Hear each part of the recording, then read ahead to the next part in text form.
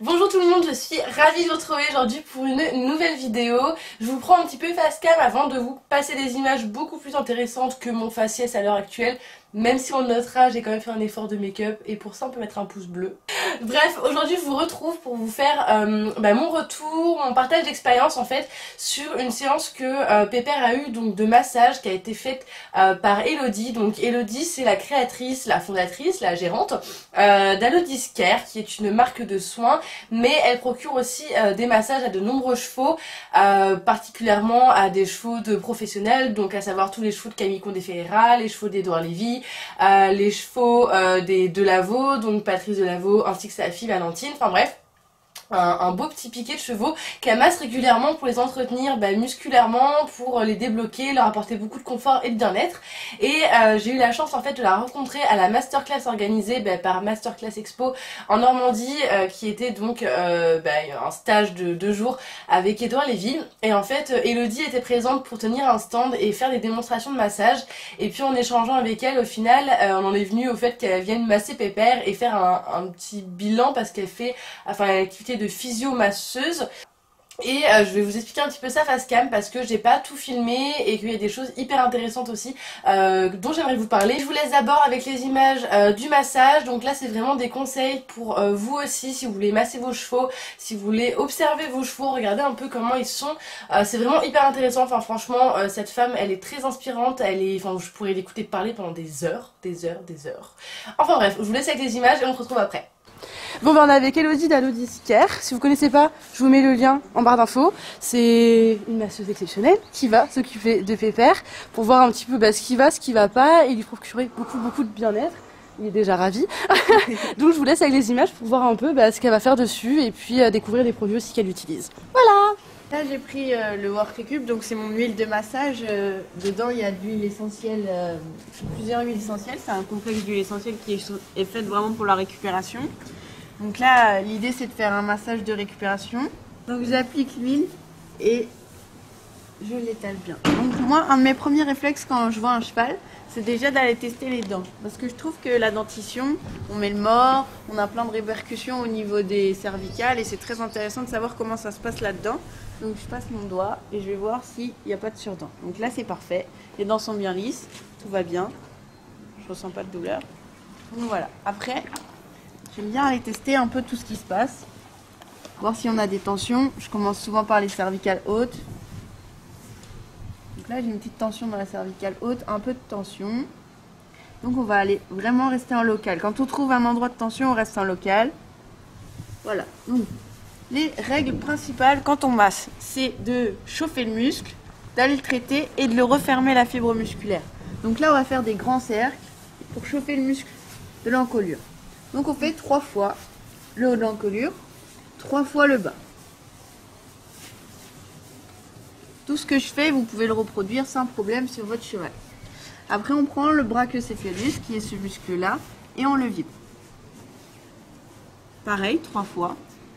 C'est souvent en 3 parce que vraiment on va jusqu'au bout du mouvement quand on le fait 3 fois. Voilà.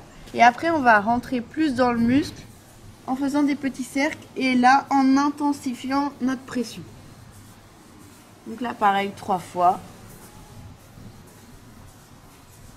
Le haut, le bas. Et à la fin de notre mouvement, on peut aller vraiment passer dans l'épaule. Et là, généralement, c'est le mouvement qu'ils aiment beaucoup. On me colle tous les petits fascias qu'il y a collés et on va dans l'épaule. Voilà. Après, il y a un truc qu'on peut faire, c'est aller dans la crête de l'encolure pour vraiment mobiliser l'encolure. Voilà. Donc là, on a fait notre massage de l'encolure. Donc on peut le faire en prépa et en récup. En prépa, on peut aller vraiment dans un mouvement plus tonique et intensifié. Donc après, on peut passer à l'épaule. Donc l'épaule, c'est hyper intéressant parce que c'est là où on va voir et comprendre si notre selle est bien adaptée. Parce que si on a des points de douleur au niveau du garrot, on peut tout de suite anticiper qu'il y a peut-être la selle qui va mal et c'est souvent le cas. Donc là, on voit que tout va bien. Et après, on a des répercussions. Une fois que le garrot il est bloqué, on a l'épaule, on peut descendre et après on a la proprioception qui est changée, on peut avoir des douleurs de pied et aller jusqu'à la tendinite, etc. Mais il y a une vraie importance de la qualité du garrot. Pour moi, le garrot, c'est vraiment un point de départ de plein d'autres pathologies qui peuvent arriver. Donc c'est très important d'en avoir conscience. Donc pareil pour l'épaule. Là, on a un sillon au niveau de l'épaule. Et on n'hésite pas à rentrer dedans et à le mobiliser pour tester et voir comment ça va. Comme je dis, et je vais le répéter plusieurs fois pendant la vidéo, il faut vraiment aller dans le sens du poil. Parce que dans le sens du système sanguin et lymphatique, dans l'évacuation des déchets, notre rôle en tant que masseur, c'est d'utiliser le sang, tout ce qu'il y a naturellement dans le corps du cheval, et le drainer, et par exemple tout ce qui est oxygène, nutriments, etc., de accélérer le processus de récupération, ou accélérer la préparation et chauffer les muscles. Voilà, notre rôle, c'est d'utiliser ce que le cheval a déjà en lui pour l'aider. Le rôle d'un masseur, c'est comme un kiné, c'est d'aller préparer le muscle et pour la récupération. Un ostéopathe, c'est différent, lui il va travailler sur l'os. Nos chevaux, c'est des chevaux sportifs de haut niveau, ils sont là où on leur demande le plus, c'est d'utiliser leurs muscles pour faire du sport. Et du coup, notre rôle est vraiment important. Je pense que notre métier, c'est un métier d'avenir par rapport au sport et aux chevaux. Montrer comment effectuer un bon stretching. Sachant qu'un stretching, normalement, c'est plus après le travail, quand le muscle est chaud, pour pas prendre de risque de distendre le muscle ou de l'abîmer ou de mal faire. Sur un membre chaud, c'est beaucoup mieux. Donc, on prend le boulet, il met en face, toujours en face de l'épaule, de l'articulation. Et voilà. L'idée, c'est jamais d'aller contre. Si le cheval tire, on lâche. Jamais d'un coup. Et tout doucement, voilà. Là, on a un stretching parfait. On a une vision un peu comme si dans l'épaule, ça se déboîtait. Voilà. Et tous les jours, on va un petit peu plus loin, un petit peu plus loin, un petit peu plus loin. Voilà. Là, j'ai une petite résistance. Il ne faut surtout pas aller contre. Voilà. Et donc là, on a un stretching parfait. Un stretching, c'est la douceur en face de l'articulation et jamais de contrainte. Donc le dos, pour le chauffer, on fait des grands cercles. Voilà, toujours 3 fois. Après, on fait des petits cercles et on rentre plus en profondeur. Et c'est là où on peut aller essayer de détecter les points de tension et d'essayer de comprendre qu'est-ce qui se passe.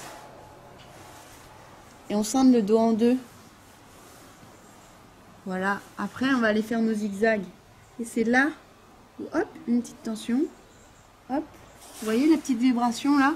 On a vraiment, hop, les petites tensions qui sont là. Alors elles sont petites, mais elles sont là. Et du coup, on sait où aller travailler. Et où aller faire notre trigger point.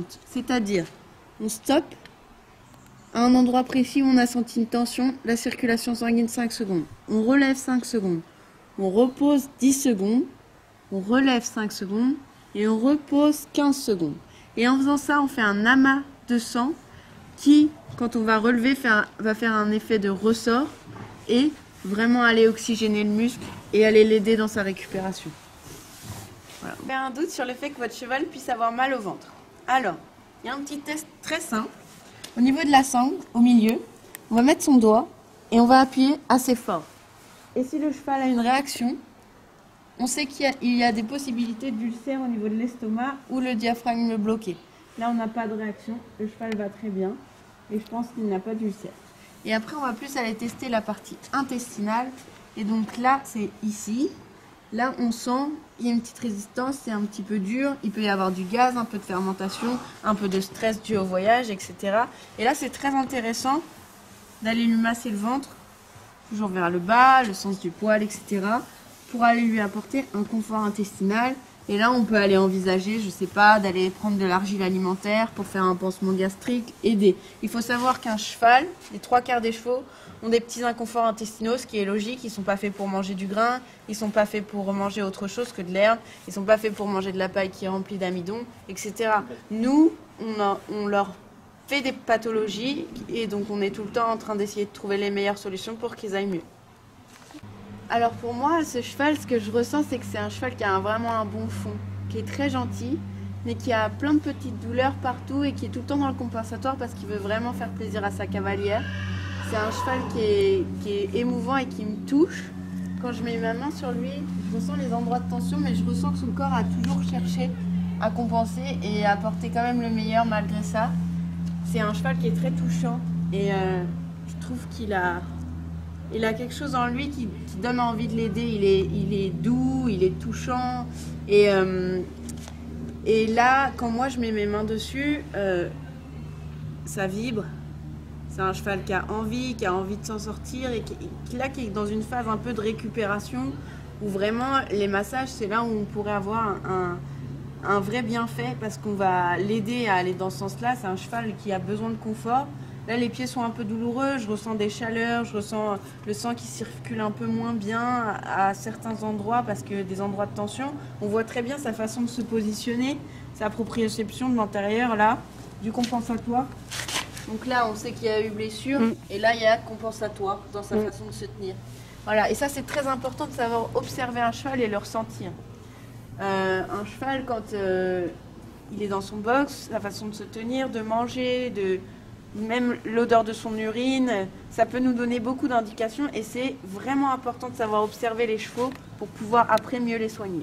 Donc après le massage que vous avez vu, enfin vraiment les conseils de massage qu'elle vous propose, elle a un petit peu plus manipulé Pépère et du coup je vais vous faire un petit peu le résumé de ce qui a été dit et surtout les conseils qu'elle m'a donné parce que ça peut aussi vous servir peut-être si vous avez les chevaux qui ont la même pathologie, on va dire les mêmes problème entre guillemets cupercute quoi.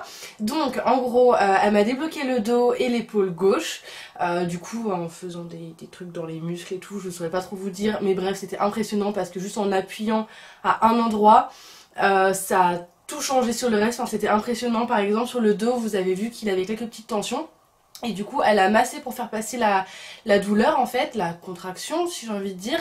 Et puis quand elle rappuyait après sur le même endroit, il n'y avait plus rien, le cheval avait plus mal du tout. Enfin c'était impressionnant, vraiment impressionnant. Donc je voulais pas filmer parce que c'était plus perso etc. Et que c'est pas forcément des gestes à reproduire vu qu'elle est professionnelle. Donc elle peut se le permettre mais c'est pas quelque chose que tout le monde peut faire tout simplement. C'est pour ça que je l'ai pas filmé mais je vous l'explique quand même. Donc il y a eu le dos et l'épaule comme je vous l'ai dit. Également elle a remarqué qu'au niveau des cervicales hautes, donc la C2, C3 et des rotules sur les postérieures, il avait de l'arthrose certainement, enfin il y avait une suspicion d'arthrose, donc ça c'est à moi de vérifier avec le vétérinaire en fait à l'aide d'imagerie tout simplement. Et du coup pour l'arthrose elle m'expliquait qu'en fait l'idée ce serait de le soulager, ça partira jamais hein. Je pense que ceux qui connaissent un petit peu l'arthrose vous savez que c'est quelque chose qui est dégénératif, enfin ça s'empire à chaque fois. Donc je l'ai quand même mis sous complément alimentaire donc de sa marque qui est un complément qui gère les articulations et c'est un espèce d'arpago en fait où justement ça va freiner la prolifération, enfin l'évolution en tout cas de l'arthrose. Également ça va l'aider pour toutes ces articulations etc. Donc c'est quelque chose de très bien et qui lui convient bien pour le coup parce que on a vu que ça bloquait pas mal et ça explique beaucoup de choses. Notamment quand j'ai des cours avec mon coach, à chaque fois c'est vrai qu'il me dit d'occuper les postérieurs, que les postérieurs ont du mal à passer etc. Et c'est sûrement dû à ça, à des douleurs dues à cette arthrose là. Encore une fois à confirmer mais franchement quand elle a passé sa main sur certains endroits ça se voyait qu'il avait vraiment mal donc je pense qu'elle est dans le vrai. Après encore une fois elle n'est pas vétérinaire donc voilà je vais quand même confirmer ça avec mon vétérinaire mais je pense pas qu'elle se trompe. Donc ensuite elle m'a conseillé de lui faire des massages pour chauffer ses muscles en fait avant de monter, donc principalement au niveau des cervicales et au niveau de ses rotules de là où en fait il est censé avoir de l'arthrose pour vraiment échauffer un petit peu, le soulager et pas que dans la séance il ait des douleurs, qu'il soit déjà un petit peu plus chaud. Donc c'est ce que je fais, je lui ai acheté un produit du coup pour masser en fait un petit peu chauffant. Donc c'est ce que je fais au niveau des cervicales, je le masse avant chaque séance en haut de la nuque en fait tout simplement et au niveau de ses rotules sur les postérieurs. Alors je le vois il est un peu sensible quand je le masse donc j'y vais pas très fort mais c'est quelque chose que je fais maintenant à chaque fois avant chaque séance et franchement je vois la différence, c'est un truc de dingue. Dans mes séances il est beaucoup plus décontracté, il est beaucoup plus simple à mettre en place physiquement parlant. Donc franchement ça marche pour le coup, donc je suis très contente de ça et c'est quelque chose que je vais faire sur le long terme tout le temps maintenant tout simplement pour vraiment le soulager et l'aider au mieux avec ses problèmes physiques on va dire composés au mieux. Autre chose, en vue encore une fois de ces problèmes d'articulation, elle m'a conseillé de commencer mes détentes en galopant, donc en marchant évidemment avant et en galopant directement et pas en commençant par trotter puis ensuite galoper. simplement parce que le trot est une allure, comme vous le savez, sautée, et du coup qui le met plus à l'effort à froid que le galop. Donc c'est ce que je fais maintenant aussi, et pareil, je vois une grosse différence. Il vient beaucoup plus facilement ensuite au trot se mettre dans le travail, et il est beaucoup plus décontracté. Avant, c'est vrai que quand je marchais et ensuite je trottais, il avait toujours tendance dans les premières foulées de trot à sauter un peu, être un peu gêné comme ça, et c'est vrai que le fait de le trotter après avoir galopé, j'ai plus du tout ça. Donc encore une fois, je pense qu'il est beaucoup mieux physiquement et que c'est quelque chose qui lui convient énormément, donc je suis très contente de ce petit conseil là que j'applique assidûment. Ensuite, pour ses cervicales dans le travail, donc cette fois-ci elle m'a conseillé en fait de le détendre donc tête en bas, ce que je faisais déjà parce que pour moi c'est comme ça qu'il fonctionne le mieux, mais de vraiment chercher à ce qu'il ait le bout du nez un petit peu plus ouvert, c'est-à-dire qu'il s'enferme vraiment pas, parce que sinon il vient vraiment contracter sa nuque et ça lui tire sur ses cervicales, et ce qui est pas bon. Donc de vraiment le détendre tête en bas avec la tête un petit peu ouverte comme ça, pour pas qu'il vienne directement se mettre comme ça et se contracter là-haut à froid. Une fois qu'il est chaud, une fois qu'il est détendu, évidemment je peux travailler correctement, j'ai envie de dire normalement. Mais du coup c'est vrai que maintenant je vois vraiment la différence avec le type de détente que je lui fais actuellement, à savoir du coup tête en bas en commençant par galoper avec la tête légèrement ouverte par rapport à avant où je le détendais d'abord en trottant, puis tête en bas certes mais quand même un peu renfermé. Là je cherche vraiment à l'ouvrir, etc. Et ensuite elle m'a dit que vu qu'il avait un équilibre en fait comme ça sur les épaules naturellement, de par son physique, de comment il est foutu, tout simplement, et je dois vraiment chercher dans mon travail à venir l'asseoir pour passer en fait les hanches, les postérieures sous la masse tout le temps, pour qu'il puisse travailler correctement son dos, et que ça soulage aussi ses épaules qui sont un peu plus chargées, et du coup ce qui procure aussi des douleurs au niveau des antérieurs, et c'est peut-être pour ça aussi qu'il a eu une tendinite. Voilà. Et ensuite aussi pour ses cervicales, elle m'a dit d'essayer de dégager au maximum la pression qui peut être exercée dessus. Donc soit avec un bridon anatomique, ce que j'ai déjà, soit avec d'autres solutions. On peut également mettre un fourreau en mouton, vous savez, pour rendre ça plus confortable.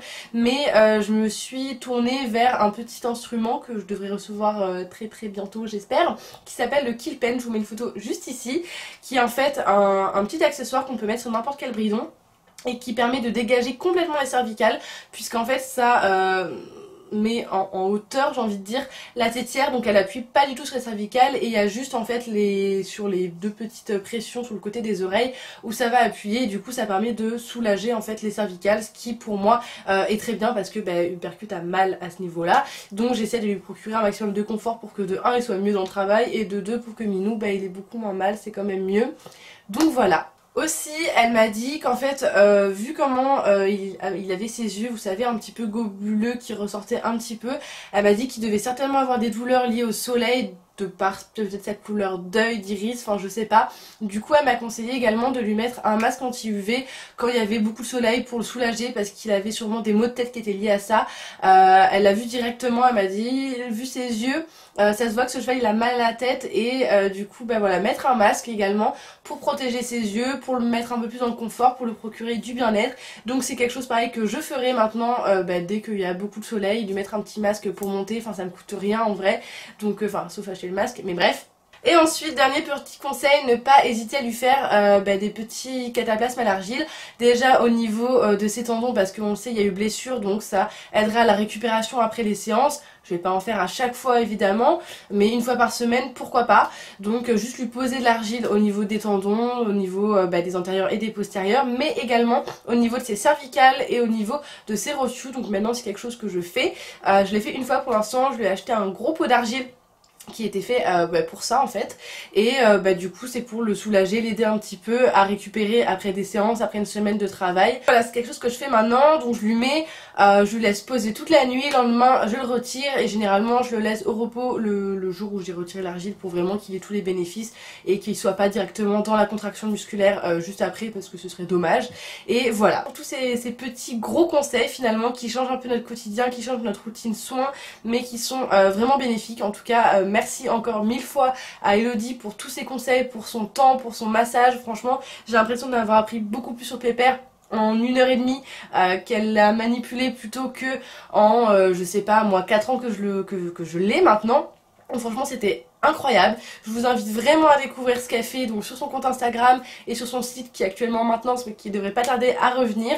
Ses produits sont géniaux, faut savoir qu'elle les fabrique elle-même, qui sont 100% bio, donc c'est à dire que tous les ingrédients qu'elle utilise sont bio, sont certifiés bio quoi, et que c'est elle-même qui les fait en fait dans son petit atelier en Normandie chez elle. Enfin c'est vraiment du sur mesure entre guillemets, de la confection vraiment fait pour les chevaux et dans le sens du cheval.